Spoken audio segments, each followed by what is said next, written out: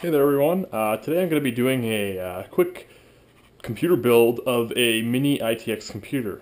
As you guys can see, I've got most of the components laid out here. I'm just going to go left to right through all this stuff. We got 8 gigs of Corsair Vengeance memory, DDR3, 1600 megahertz stuff. Nothing too fancy there. I got it in blue color, just to kind of match the motherboard. I mean, why not? Same price. Might as well make it look kind of sharp. The next thing on the left here is the Corsair CX430 ATX power supply. It's just the ATX, I believe it's the Builder series. Nothing special here. It's not modular. Just a good economic power supply to power all of this stuff. Moving along, there is the Intel Core i5-3470. It's a locked processor, so we're not going to be doing a lot of overclocking with this rig. This is just going to be kind of a general purpose rig. Nothing too fancy. Then we have a Western Digital 500 gigabyte Caviar Blue hard drive. Again, just kind of a mid-model drive. Nothing too fancy there either. For the motherboard, we've got an Asus P8H61-L, and it's the second generation version of this motherboard. So it's a pretty nice board, kind of made more for a home entertainment center thing, but I'm just using it because it's a nice, cheap, affordable, well, not cheap, but it's a affordable motherboard for this build. On top of the case over here, I have an LG, I think it's just a, what is it, an IHAS? No, sorry, this is not an LG. This is a light-on IHAS 124 DVD burner drive. The people I'm building this computer for aren't really into Blu-ray, so they're not going to be using Blu-ray a whole bunch. And then the other thing we have, let me just get some of this stuff out of the way, is a, let's see if you guys can see this, Fenix Prodigy Mini ITX case. Now, I'll be opening this guy up, taking a look at it, kind of doing an unboxing video of it, and hopefully that goes fairly well. I've got a bunch of cameras around me here. As you can see, I've got 3 GoPros. I'm wearing one, and then I've got 2 on stands to either side of the system, and then I've got my digital SLR here recording anything that I want to do a close-up of. So, actually going to turn the digital SLR off, and let's just switch over to this guy here, this case.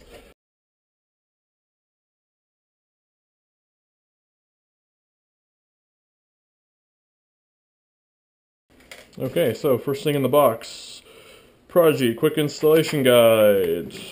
Accessories, ODD, optical drive, base, screw brackets, cable clip, thumb screw, standard screw, standard screw, standard screw, blah, blah, blah. This is what the front, the top, the back, the side looks like. So removing the back panels, you remove the thumb screws, remove the side panels, installing a 5 1/4 bay, you remove the front panel by pushing tabs from the chassis, blah, blah, blah. Blah, let's do that probably right away here. Anyway, let's get this case out of this box and into the light. Take a look here. Let me just move this guy a little bit.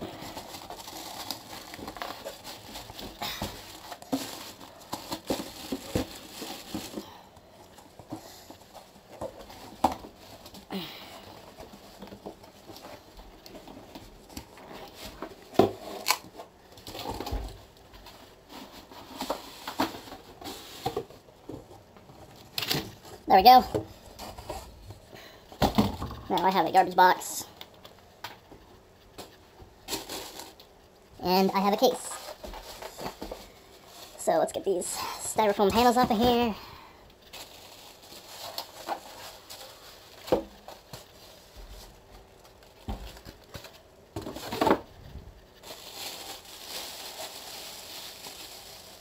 And get this cover off. Now, so here is our case. Probably going to be able to see it from multiple angles here.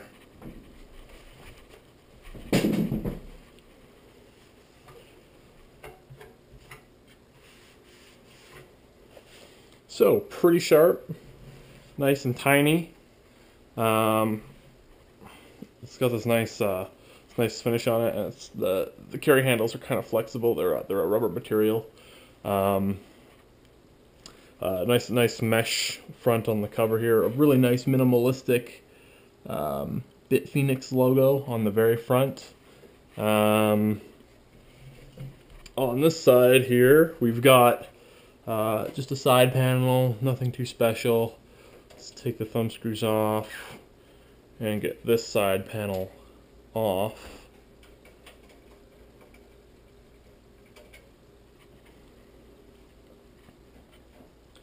They just slide back and out. Oh, that's a pretty hefty panel, pretty good quality. Not a lot of flex to that at all. And in the interest of preserving these screws, I'm just going to screw them back in for now. And I'll probably forget to take them out when I got to put the side panel back on. And then I'll run into issues. But I always do that, so it should be fairly easy to overcome. Now then, this side panel we will not be needing for now, so let's just set it in that box. Next thing's next is we got some accessories in here. Accessory box, a bracket of some sort. Let's get this knife / scissors, screws, and those brackets or whatever they were telling us about. Let's hang on to those. And simple, quick removable hard drive slots here. And this whole hard drive bay actually comes right out of the case like so.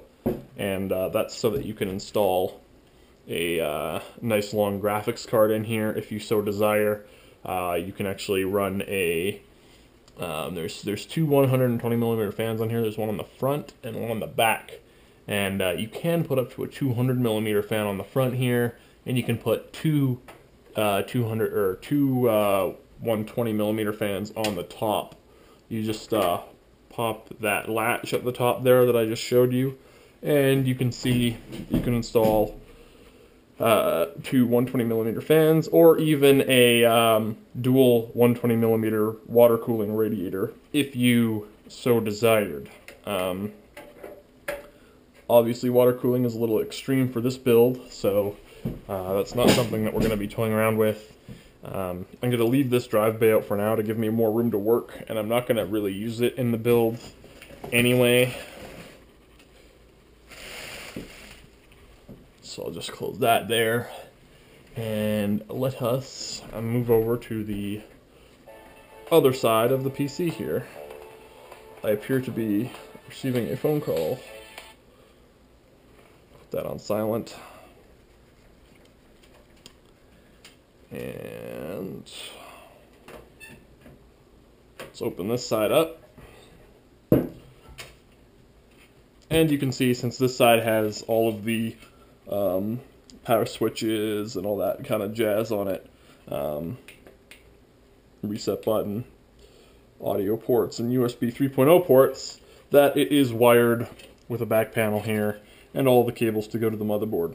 It also has this nifty little section where you can install two 2.5 or 2.25 inch hard drives or SSDs, whatever you want to put in there. You can put in there. Now, I'm not going to put that side panel away right away because we will need it, and I think I'll leave these screws out just on it for now. We'll just put it there for now. So you can see the whole interior of the case here, very small, good to go. Let's take the, now usually I like to put the power supply in right away, Let's put the optical drive in first, and then do the power supply. So what did they say about the optical drive?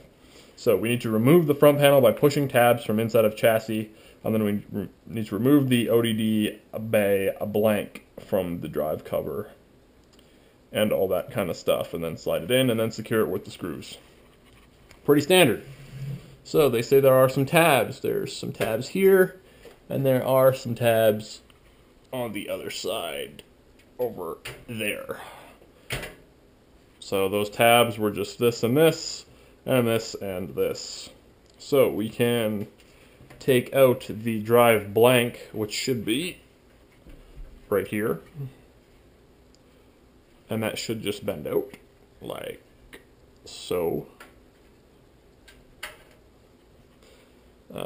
You could leave that in if you weren't going to use an optical drive, but we are. So I've got this optical drive here.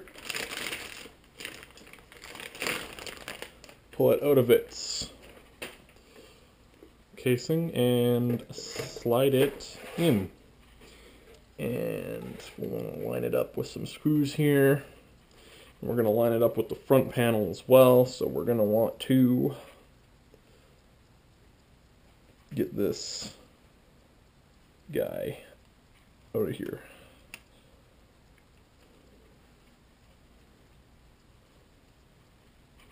If we can. How have they designed this? There we go. Just got to push a little bit harder. So we can probably put this guy back on now so that we can line everything up. So we want this to be flush. So we're going to want it to be in those holes. And we want to get rid of this because that's pretty much garbage. And I'll keep this in the accessory box or whatnot if I can. But we want some M3 screws, and I need to get a screwdriver to install those M3 screws. So let's go do that.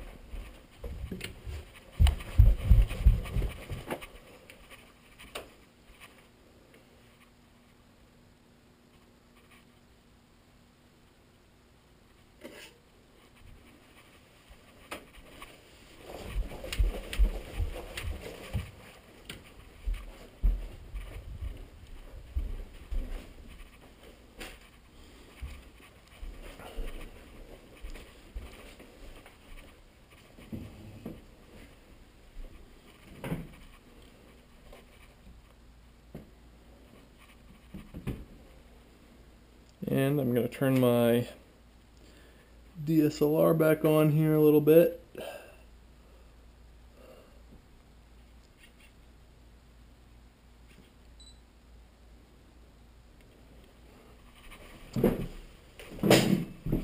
While we get this guy installed.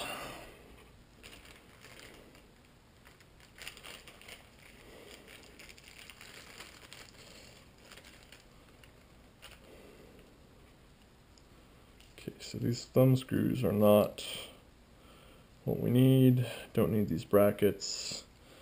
And this appears to just be a cable management doohickey.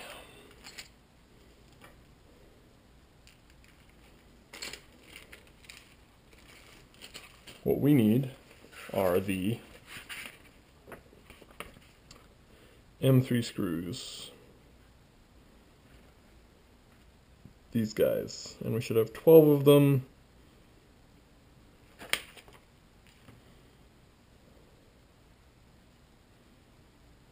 Not these ones, not these long ones.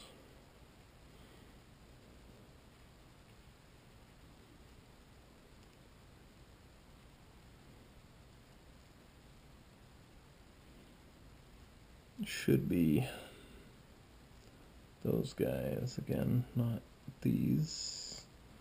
These are different.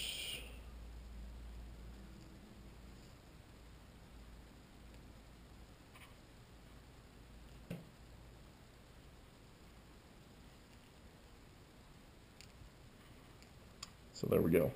There are the M3 screws.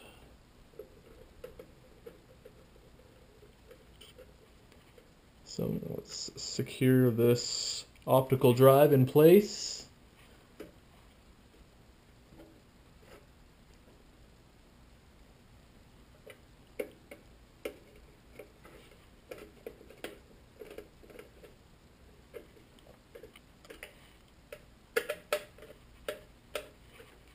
On either side.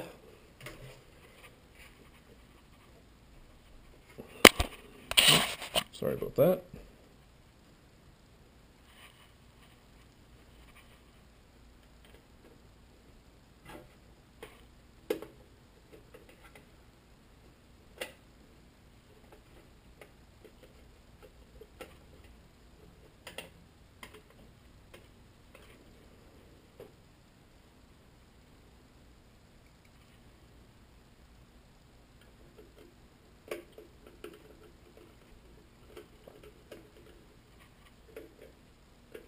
Okay, and our optical drive bay is installed.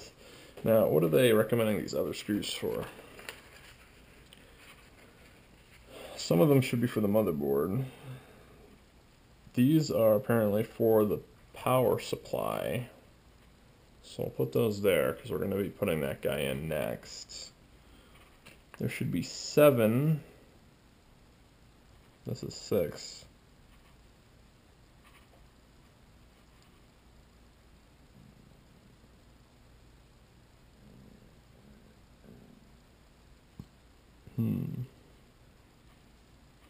We got 6 of those. 12 of these like we should. Oh, here is the 7th. M3s. Let's organize these according to how they have it here. For quick reference. There we go. So they recommend putting in the optical drive and then any 3.5 inch drives that we may have. So let's do that. Let's see how that works out for us. Now, the 3.5 inch drive that we have is the 500 gigabyte Western Digital one. And I was thinking of just putting it in here and leaving that larger section out maybe, or putting it back in afterwards, but leaving it empty in case they ever want to add a graphics card. Probably not, but in case they ever want to do that, or possibly add a lot more hard drives. Speaking of which, you can actually, under this bay, you can install an SSD, and on the inside here, between the power supply and motherboard shelf area and the hard drive area, right in this gap, you can install 2 more SSDs. So you can actually install 2 on the side, 2 here, 1 on the bottom, 5 SSDs in this thing total, plus 5 3.5 inch bays, and an optical drive, and like power supply and everything in this Mini ITX computer. Amazing form factor here. Great job by Fenix to get this thing set up. So I think I will put my drive in the top shelf. No, we'll put it in the bottom shelf, just to keep everything as low to the ground as possible. Now let's open up this static-free bag here as badly as we can, apparently. Pull this guy out. Should come with some do not eat. There's the do not eat. And put that away over there. And we want to align this with the ports facing the rear of the system like that, so that all the cables eventually end up out of the way. And then we just want to line up our screws here, or I guess we could do it the intended way. Actually, let's not. Let's just get this thing in as quick as possible.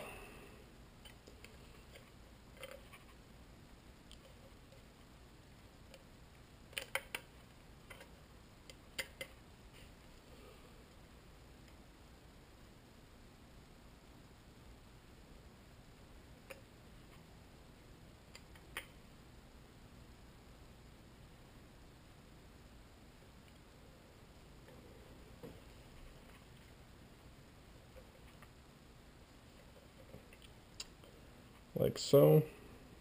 I believe that's in on all four corners here.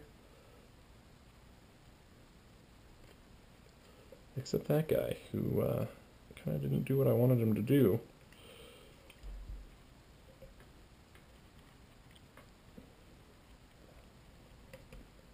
And popped out of his rubber housing, which is no good, so we'll have to pull him out.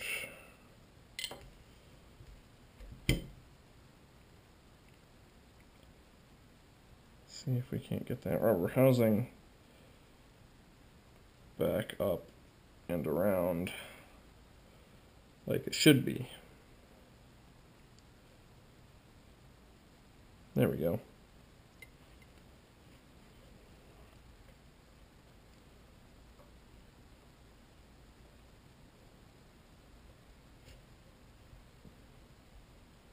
Now to see if we can get it in.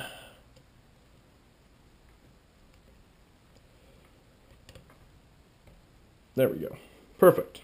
So, these brackets are nice because you just install your drive, slide it back in, and now it's locked in place and you're good to go. Now, as you saw, they include some more screws to secure the drives in the bays if you need to. We're probably not going to here, really no point. Then they talk about installing 2.5-inch drives in here if you want. You can see there are the holes in the bottom of the bracket here. Might be able to see that on a digital SLR a little bit better. And those are for installing the 2.5-inch drives in there. Moving along, more installing 2.5s. They're talking about how to install them on the side, on the bottom, and then they're talking about how to install them in the side panel, which again, over here, we're not really going to be doing. So, the control panel, power button, reset button, headphone, microphone, super speed USB 3.0 ports. Now they talk about installing top fans. We're not going to be installing any extra fans. We're just going to be using the two that the case comes with, which should be plenty. Then they talk about the front fan installation, about taking off the front panel again and putting the fans in, and rear fan installation. Then they talk about the flex cage hard disk rack, which we already took out. And then they can tell you that you can actually take these panels for the flex cage completely out if you so desire. Actually, now that I think of it, did I put these in? No, I did this right. Okay. Never mind. I was just getting a little wonky in the head for a second. So, they even tell you can rotate the flex cage if you want, so you can put it all in backwards for whatever reason. Just because, I guess. And then they talk about replacing the ODD blank bay. If you so desire, you can do that using these little tabs, and then you can reinstall the blank bay. And now, power supply installation. Great. So we want this rotated around like so. You want to take these 4 screws off. Oops. Like that. Just like that. And this is your power supply bracket. And then we need a power supply itself. So,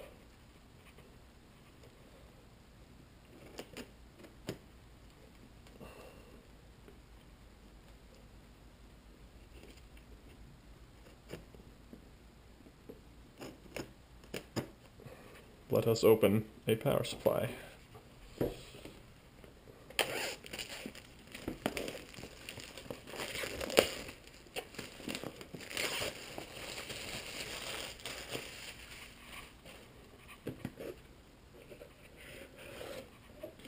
Okay, I'm going to pull this chair out. There's extra workroom here. So, pretty standard Corsair stuff, warranty guide, product guide type thing. And you've got the power cable. You've got cable management twist ties and some screws. Some do not eat attached to the bundle of power cords, and then the power supply itself. Let's get some of this stuff out of here.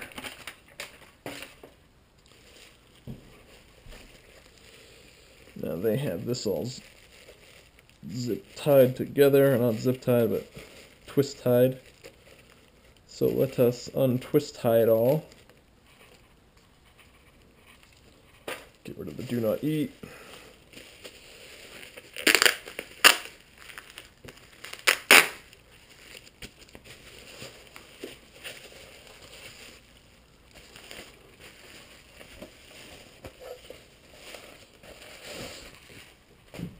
And there's our power supply unit.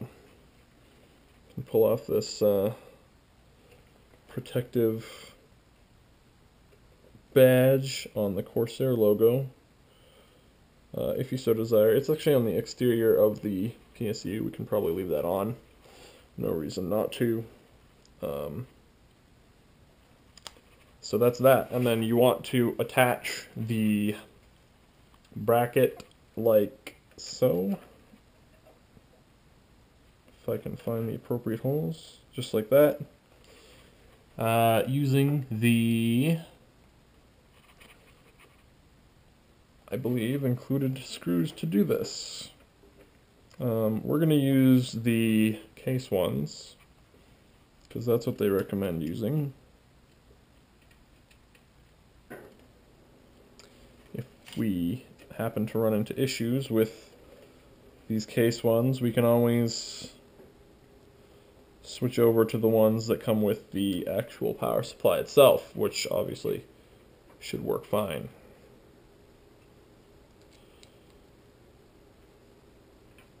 But these also appear to be working just fine. Don't want to do them up too tight right off the bat here until we get this thing slid back into the case.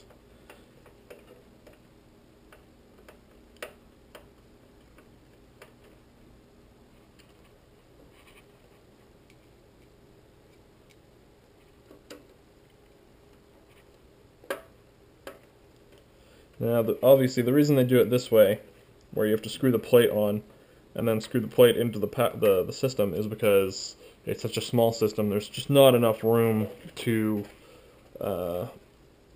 get everything else in there. And then that's the end of their guide. So let's just get rid of their guide. I'll put it over here. I'm going to need these screws, but I'm also going to need some work room so that I can get all these power cables through here, which are going to need to be straightened out a little bit in order to fit through.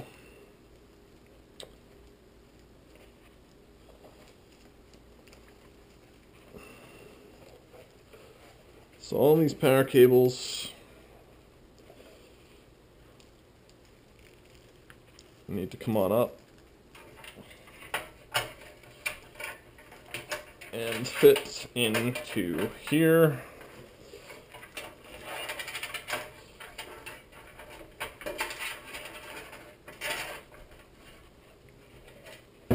Like so. And then they all need to go through this hole here.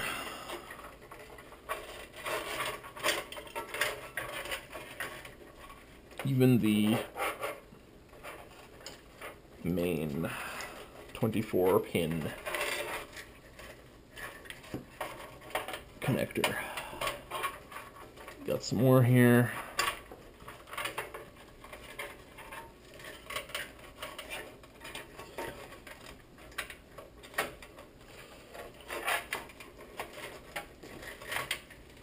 What else have we got? There's another one in there. A PCI Express for graphics power, which we won't be using.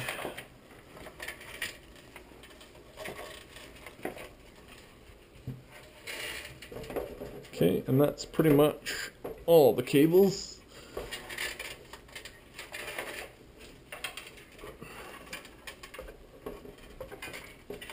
And then we just need to get them all through so we can slide the power supply in all the way, which is always fun with these non-modular power supplies. There we go.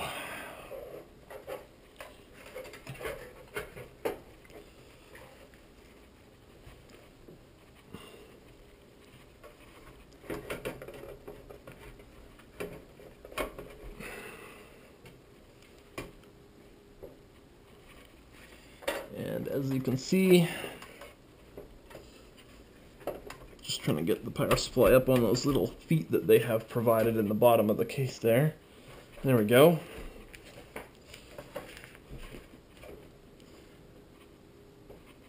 And now we can install these screws into the case again.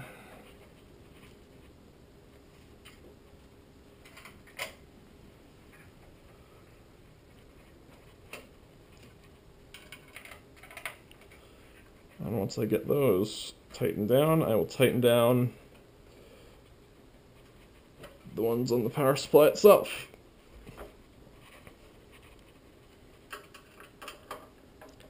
Since it's obviously now in a position where it fits in the case.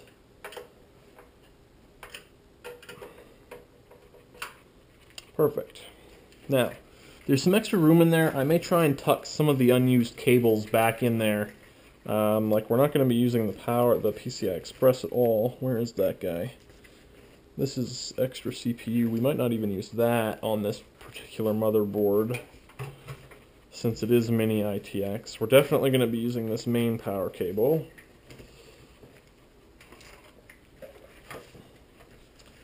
And where did... oh, is this it? PCI. So that one we may not be using.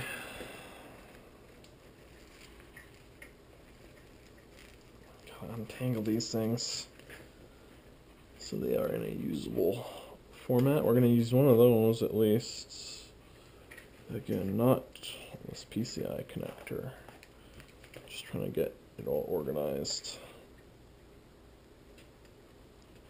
so that the unused cables sit at the bottom here, because I may just tuck them back in here, or if I can, all the way back inside of the right behind the power supply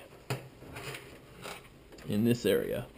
You can see that there's actually a decent amount of room here to fit a power supply in. Obviously, you don't want to put a kilowatt power supply in. It's going to be too long. It'll stick out. I have heard that Fenix is going to be releasing a plate like this that actually extends out so you can fit a kilowatt power supply in here. You could run something like an i7 unlocked model for overclocking with a water cooler on the top without a disk drive, because if you're that experienced running water cooling, you probably don't need a disk drive. You probably know how to install everything online, or alternatively somehow, or have a removable bay. You could even put like a GTX 690 or a Radeon HD 6990 in here with all this space. And there are the two brackets here, even though there's only actually one spot on the motherboard for a PCI Express graphics card, but there are two slots here for the dual slot graphics cards, just space-wise. Now that we have all this installed,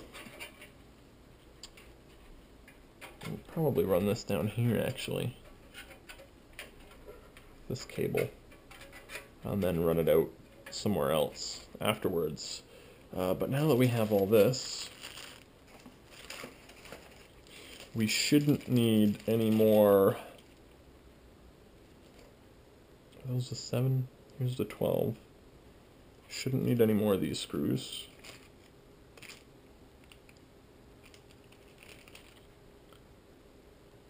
These are the 5 for attaching the PSU, and then the other 7 should be for mounting the motherboard, even though we only need 4.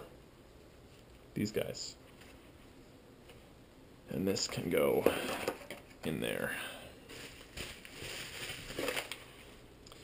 Okay, so now that we got that installed, let's get the motherboard and processor and all that installed. So let's just kind of move the case out of the way for a moment.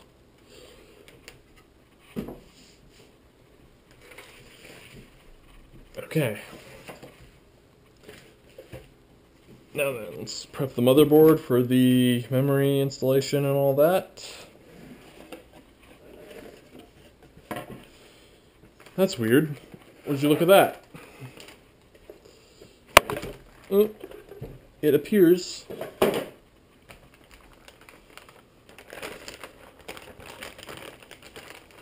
somehow that while we were getting the case prepped, the motherboard and processor and memory have mounted themselves. That is amazing. How could this be? Well, it's pretty easy actually. The place that I buy all my parts from offers a free service called Quick Mount, and they will take your motherboard and your processor and your memory, mount it for you, and post it and run some mem tests, make sure everything is good, right at the store. Takes them about 5 minutes. Awesome, awesome service. Why? Well, obvious reasons. First off, if you have a dead-on arrival motherboard, processor, RAM, they will find that out for you right away. Second off, it's just an awesome service and it's free. So you'd be a fool not to take advantage of that, especially when it only takes them 5 minutes. As you can see, this motherboard, the whatever it's called, the P8H61 R2,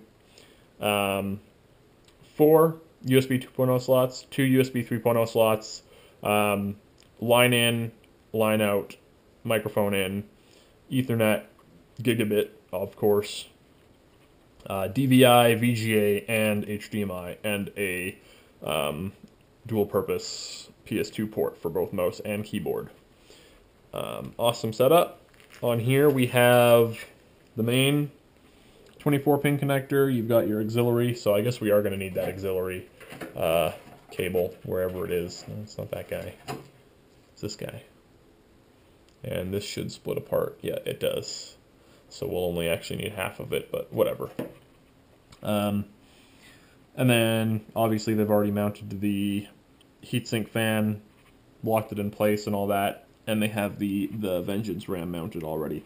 Obviously, like I said, I got the blue RAM to match it up with the motherboard scheme. I think it looks pretty nice. Black would have worked just as well, I think, but the blue is nice. So that's that. Not a whole lot extra to talk about on there. So we're just going to have to pull out the back plane for this particular motherboard so we can install it in the case. And here it is here. And we're going to need 2 SATA cables, which they have provided. That's good. So that's everything, and obviously we don't need these anymore since that stuff's already installed.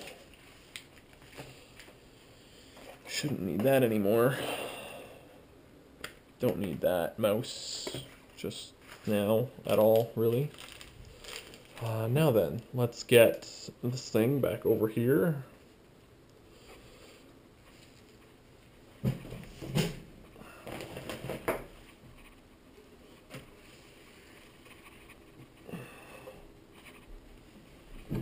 Keep it flipped around like that so all the cables are out of the way while we mount this motherboard in. And verily, this has all been oriented in the correct direction all of a sudden. So we're going to want to open up this guy,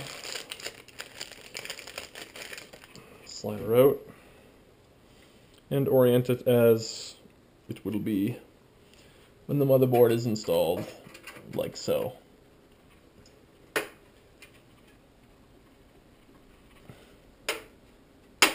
Just pop it in place. Pick up the motherboard.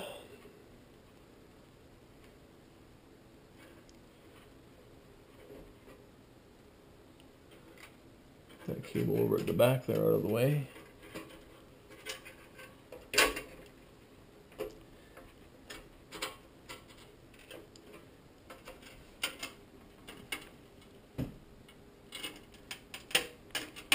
all these pins always provide a little bit of a hassle, but they help to ground the outside of the system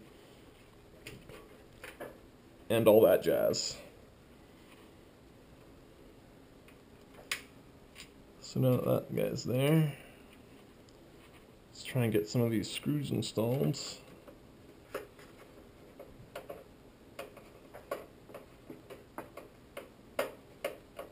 Might have to go get my shorter screwdriver for this case.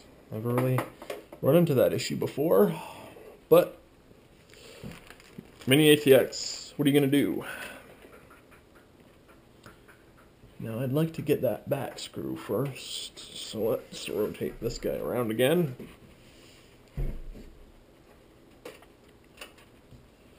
Here is acceptable.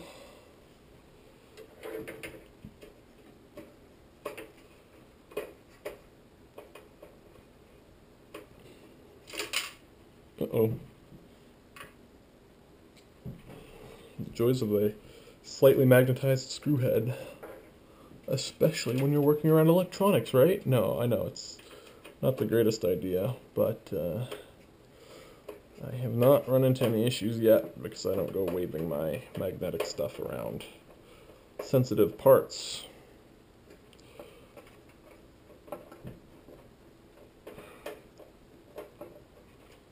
So let's get these in for now. And then I will go and get my short screwdriver to make sure they're nice and tight.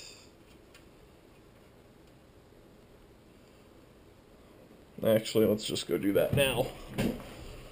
Even though I've created a den here.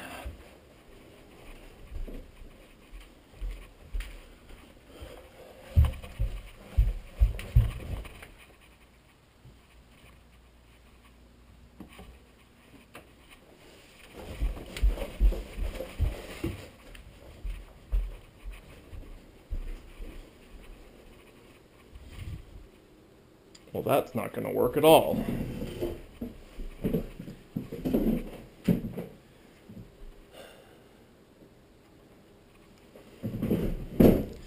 Gonna have to take these screws out.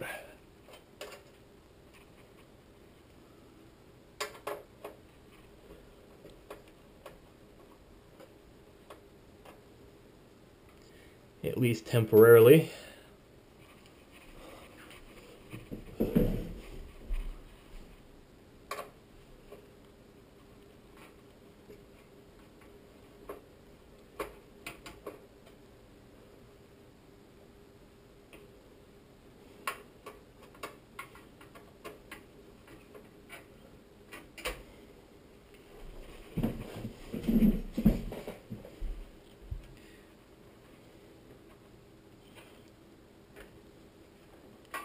Because some of these pins decided to fall into the wrong spot.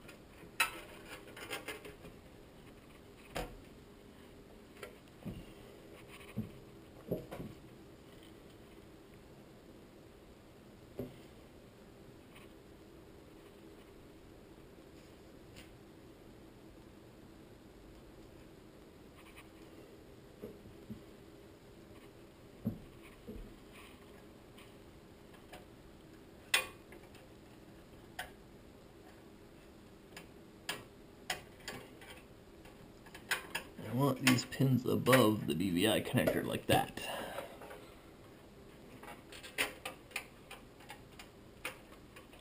So that everything can be happy and fit in properly, like so.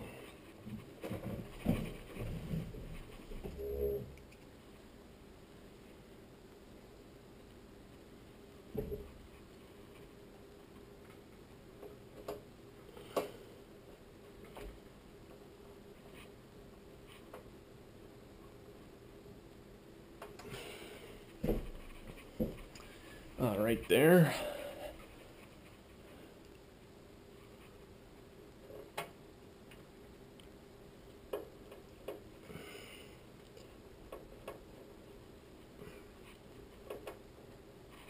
All right there.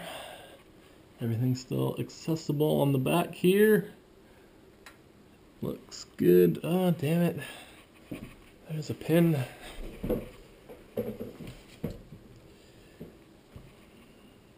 There's a couple pins.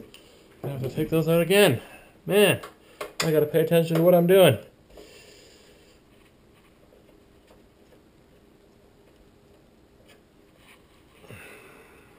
This guy should be aimed up in here right now. And so should this guy.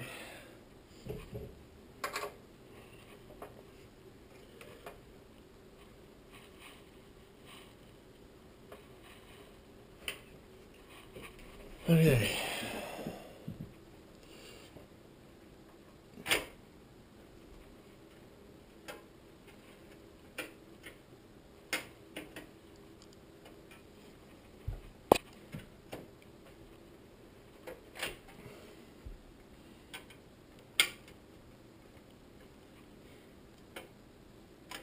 Okay, now, is everything aligned correctly? I believe now it finally is.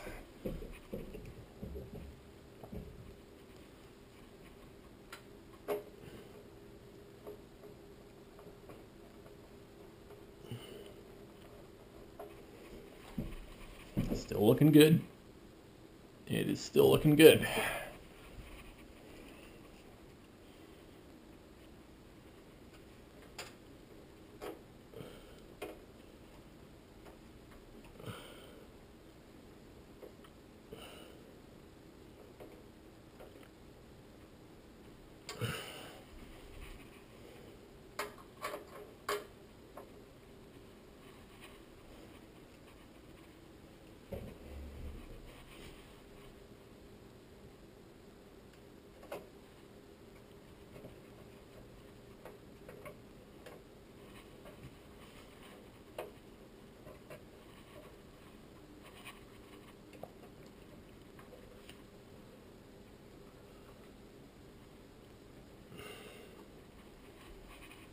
Okay, and one more.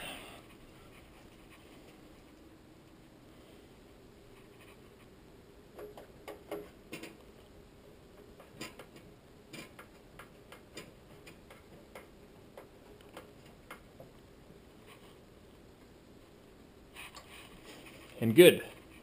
Finally, got that stuff all mounted in there. Now,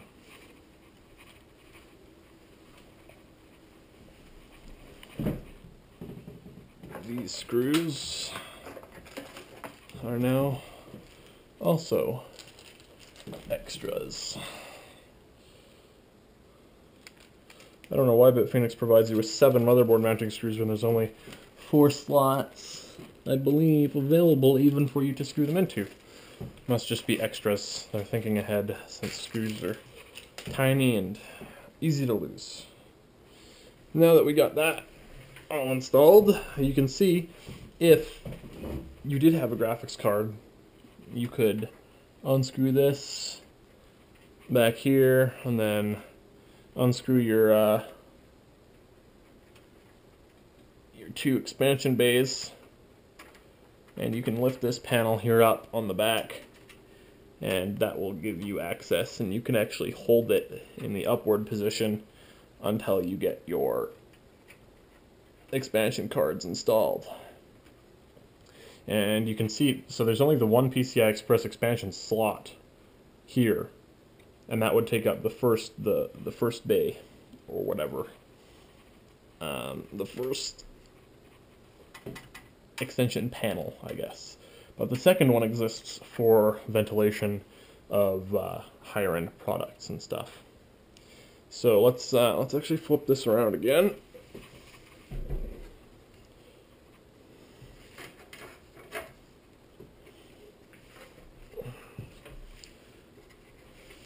To this side, and we're not going to be using any of these, I don't think.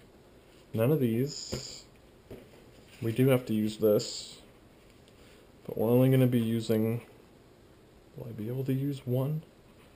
I will not. I'm going to have to use two of the provided SATA extension cables just because of their placement, which is unfortunate, but that is okay. So let's get these cables back inside the PSU area. Get them nice and out of the way. You always want to do cable management like this as soon as you start figuring out what cables you're going to be using and which ones you're not going to be using, because if you do it all after, then you're left with a really messy cable set to work with. Whereas if you do it before, most of the time, you're actually, it's fairly easy. Now, unfortunately, that doesn't lock into place, but oh well.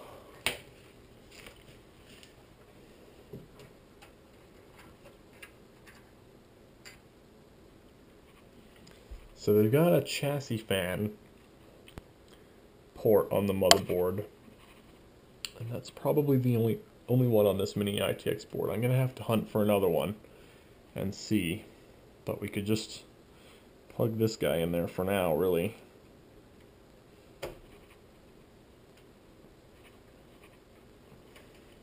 Just so that it is plugged in.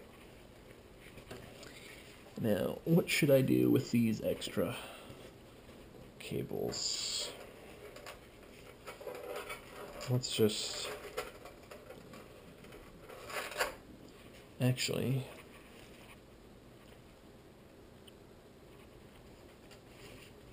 this is the CPU one, correct? Correct. We could also pull this one back in and just run it up the side instead of up and over the top. You'll see what I mean when I actually do it here. What I'm thinking is we'll just run it up here and then connect it here instead of running it out here and then over the top, which is just silly. So we're going to split that. And we'll probably end up using the labeled one. It actually might not matter. I think those are... Nope. Nope, it will matter. But that is okay. So we're going to run this up.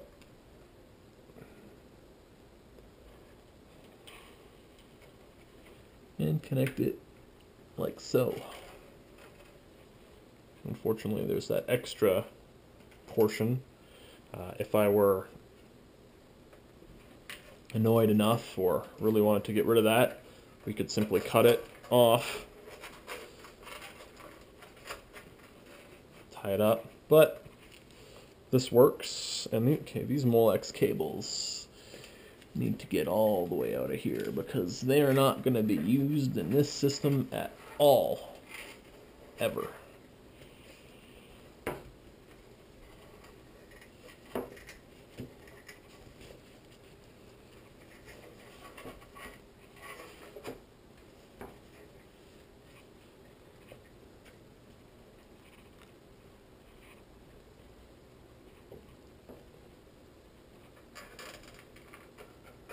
This PCI cable, on the other hand, can sit in here.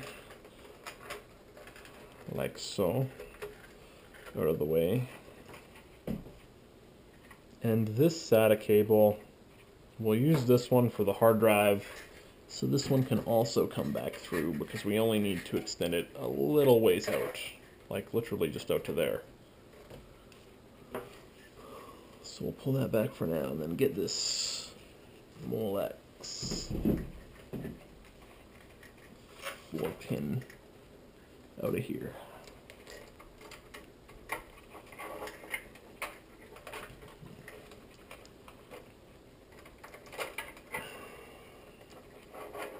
Like so.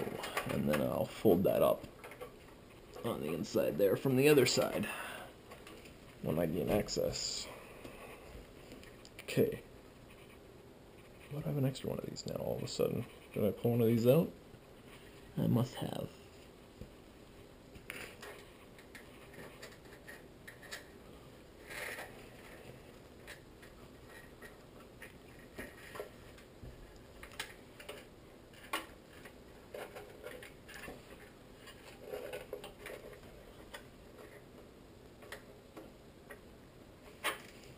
So we shall simply connect this guy down here.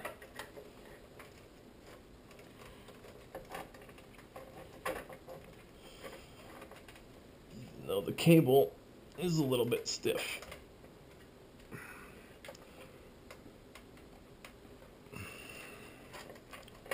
Plug it in like so, and then we can tuck the rest of that cable in there. Although, let's do that after we figure out what we're going to do with the main power cable.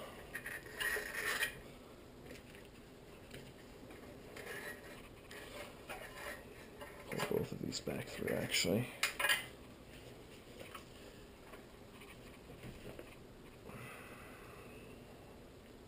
I don't think our main power cable is completely used either, is he?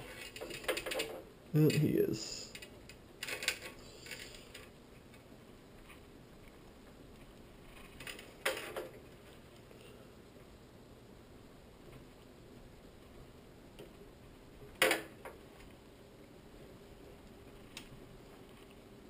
There we go. Now these guys are quite annoying to work with because they're so thick. So many cables going on here. Let's see if I can't bend him back on himself this way to hang out in here. Like so.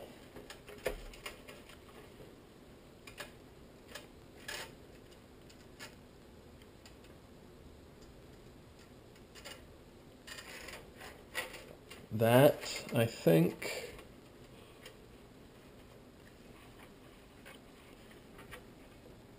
will work nicely.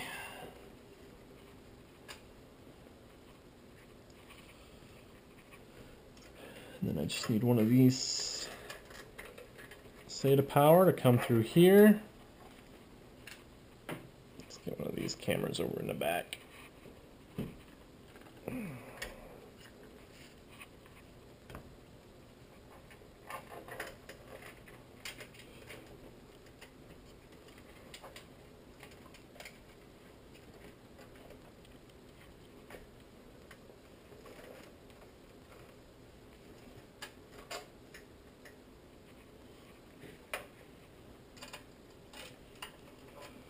And then one of these SATA cables will just run straight upwards and connect to the optical drive.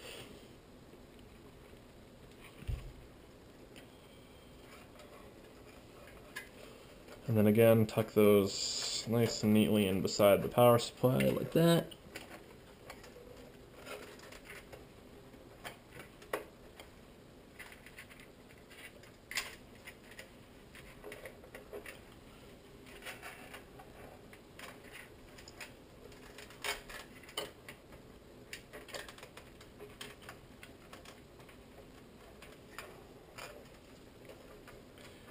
And I'm impressed. The cable management for this case, the amount of space they've left here and in between gives you a ton of room to fit all the cables in here. And then this Molex guy, you just want to find that part. And then just fold her up like this. And then tuck it back inside there. Like that. And that is fairly cable managed. We could probably do a little bit better job. If we wanted to go custom and all that, we could take this connector completely out. We could take the bottom SATA connector completely out. We could sleeve some stuff. We could probably run this main power cable a little bit better. But I like how that is now. So let's move this camera back here. Set that kind of like that. Let's, is there any point in really twist tying anything down right now? I don't think so. Use zips. Let's grab our SATA cables, get those plugged in. Now that everything is wired for power. And I'm going to grab the motherboard manual after this and see if there's a place to plug in that second fan.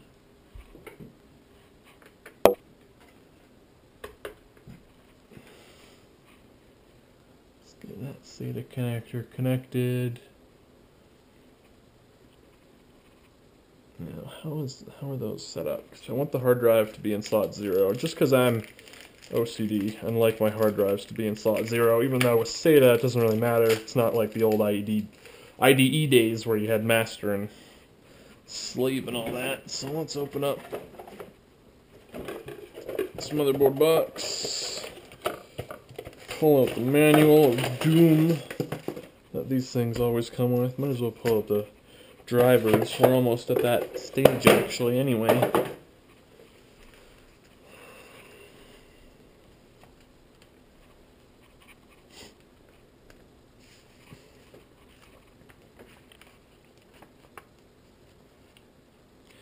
Now let's take a quick look through here. Placement directions, motherboard layout. Motherboard layout 1 to 3 is probably good. CPU, system memory expansion, connectors. Internal connectors is probably what I want.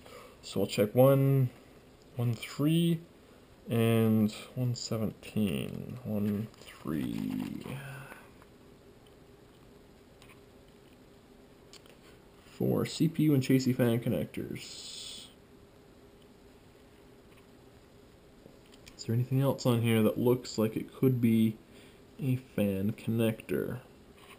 Unfortunately, no. So, I'm going to have to dig around after this video and find a connector in my home for this guy to just plug into probably that Molex connector that I hid away. But that works. For now, we don't really need the front fan running anyway. Okay, now 9. No, that's not what I want. 1, USB 2.0, 12. Where's the USB 3.0 connectors? There should be some, hopefully.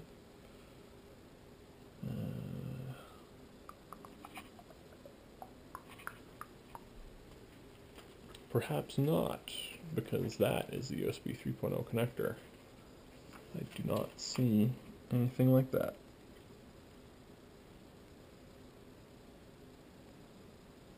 But that's fine. I'll look through here.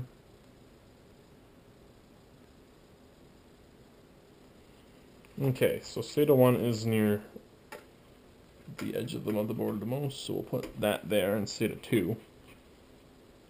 And then I'll just tuck this.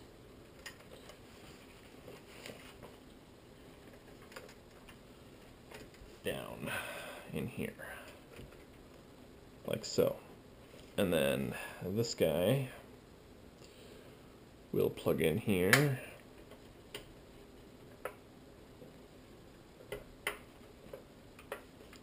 And also run down through here. So we'll just arc them over themselves like that. Maybe get it all kind of lined up. And then this guy needs to make a right turn or a left turn from whatever side of the case you're on and come over here and plug into this hard drive. Blam. Just like that.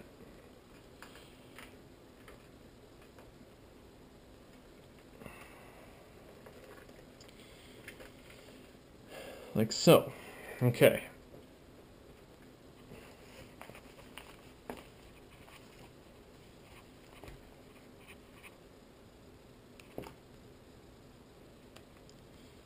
Now we want, that's impressive, that's a pretty long list of compatible memory. Let's see if perchance mine exact model is listed. CMZ8G. CMZ8G X3M2A1 6000 C9, and then I have the B revision. So it is. It's perfectly supported. Cool. Right out of the box, memory support. Now,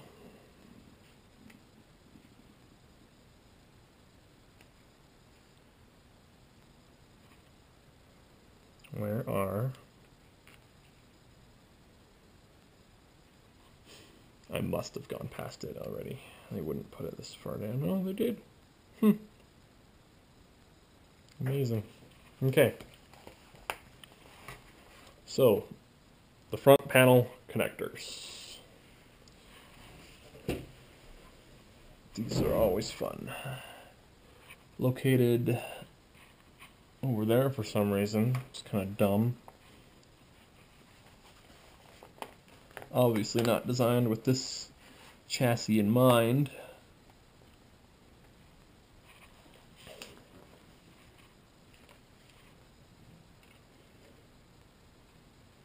So we're gonna undo some of this stuff and probably disconnect some of it because,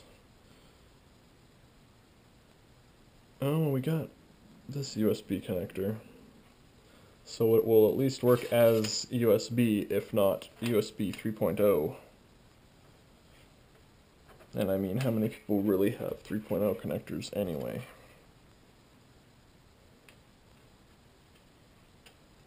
So front panel is this guy. All we technically have for him to do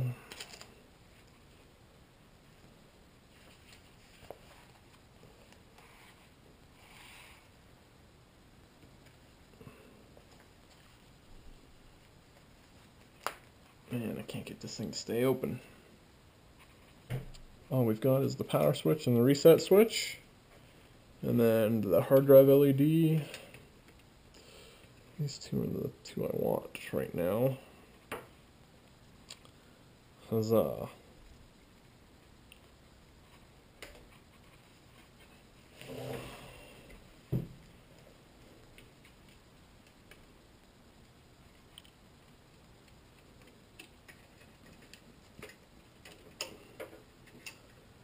And unfortunately, they are placed on the other side of the system over there.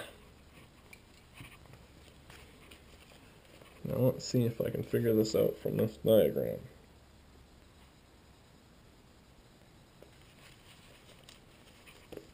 So what do we got? Power button, power LED, reset, hard drive LED. Okay, so we want power LED first. It looks like power LED. If they indicated as to which is positive and negative on this? They have not. That's good.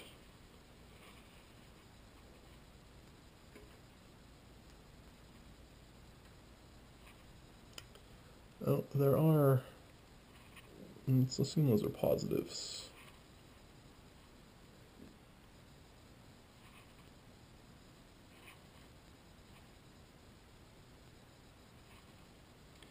So this cable, that one is positive.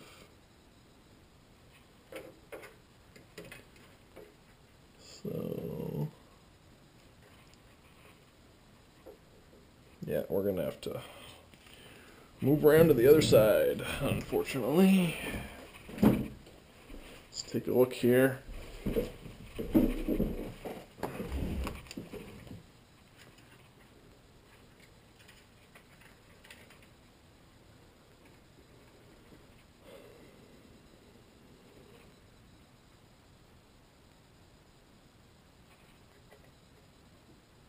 They've arranged this differently than it is anyway. That's great.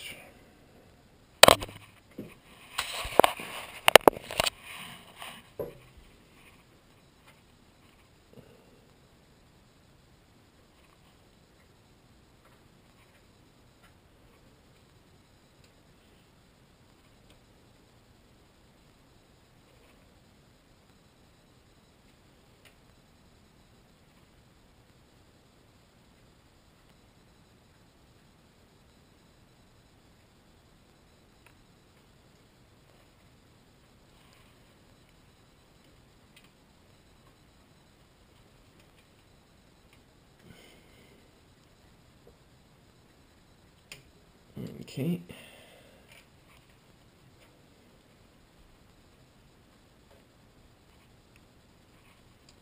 And now the switches reset.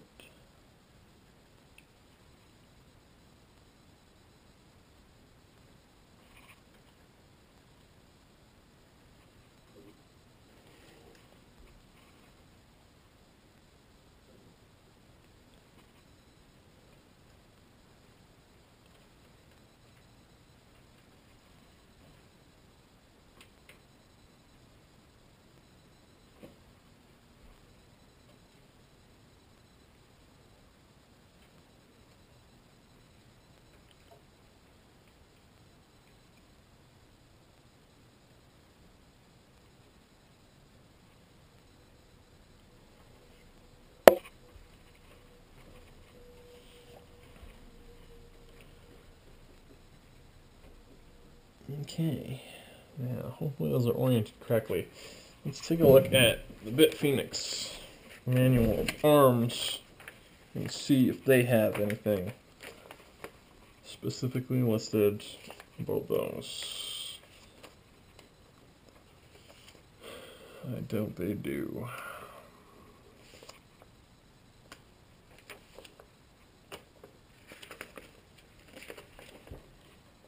Of course not. So we will simply have to assume those are good, test it later, and then see. Now,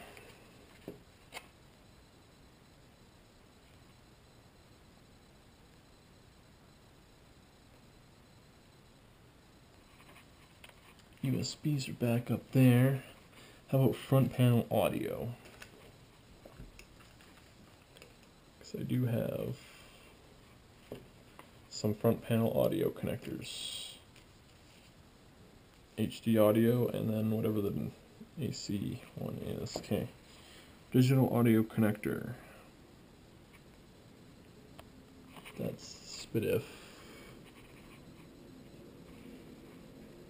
Front panel audio connector is the one back there. We recommend that you connect a high definition front blah, blah, blah. If you want to connect high definition panel.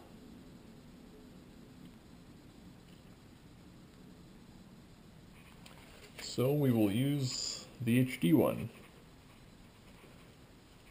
I want to take this guy, run him through here.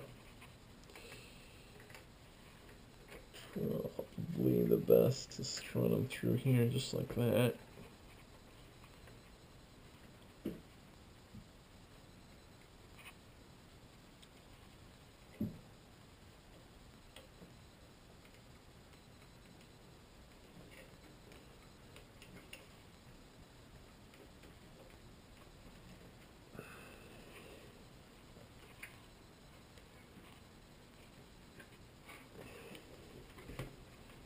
Get it plugged in like that, like so.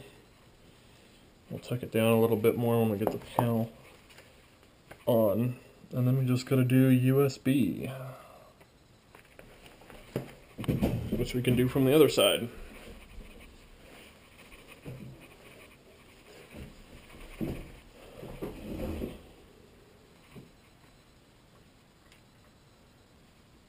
Because it needs to, yeah, we're gonna put them through here. Again, as much cable managing as possible, right off the start.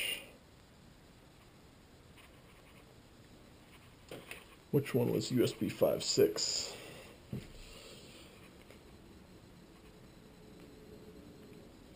Seven, 8, 5, 6. And that is this orientation.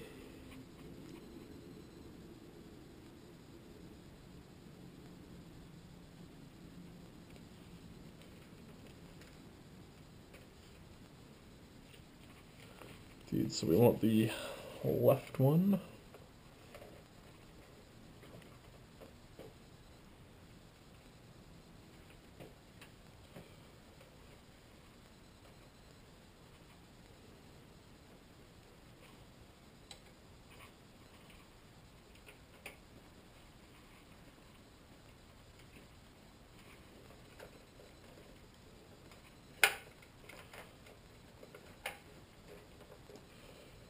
Just like so.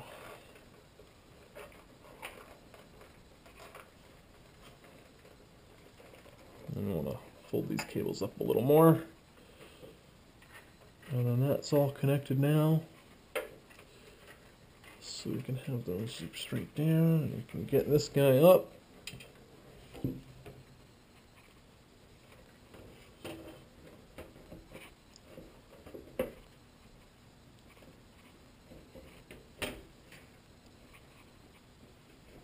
Something's popped out of there.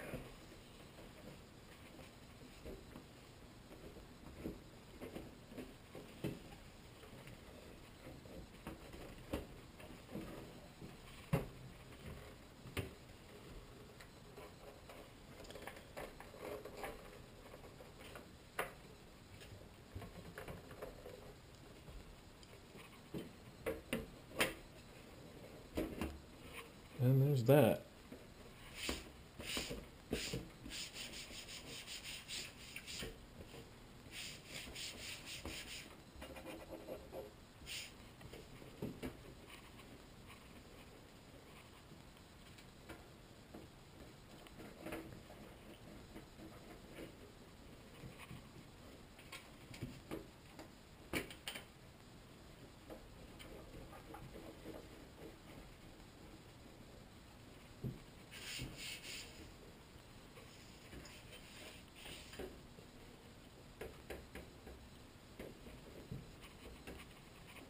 And there is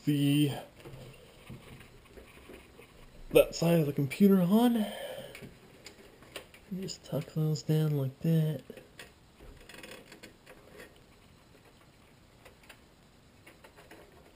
So you should have more room for this now. We could actually probably, well, let's see, how much can I tug on that? Not a whole lot, but we might still be able to pull this off.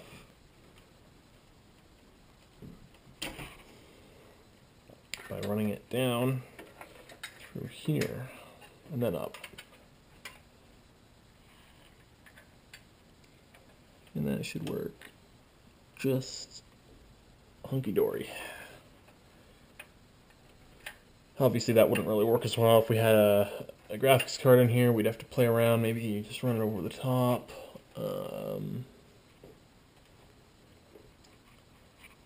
So I think when it comes to cable management, I am as good as I can get now. Everything is installed in the system,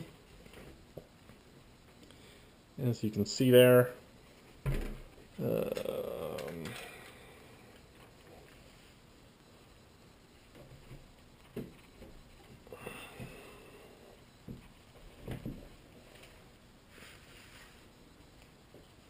And there you go. There is a Mini ITX system built. Took me about 2.5 hours. Awesome stuff.